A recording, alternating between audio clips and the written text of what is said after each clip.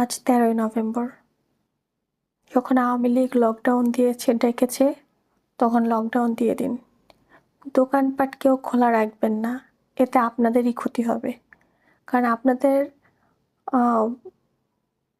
Protection দিতে পারবে না তারা, উল্টো তারাই লুটপাট করবে। 5 আগস্টে তো দেখেছিলেন কারা লুটপাট করেছে, ওখানে আওয়ামী লীগের কেউই লুটপাট করতে যায়নি। লুটপাট কিন্তু এরাই করেছে যারা দেশ বিরোধী।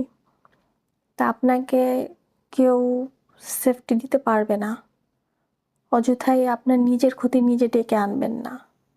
এই লকডাউন ডেকেছে যখন আওয়ামী লীগ, সফল করুন এই লকডাউন, আজীবন বিজনেস করতে পারবেন।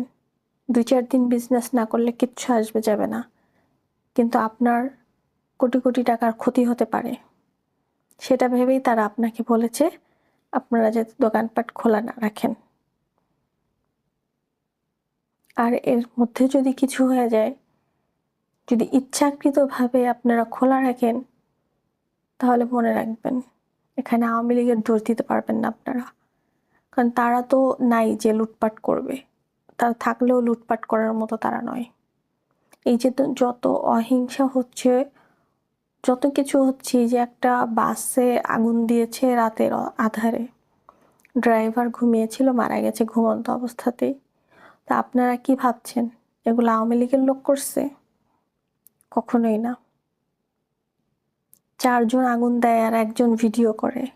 আওয়ামী লীগের লোকের ভিডিও করার প্রয়োজন আছে? ভেবে দেখবেন।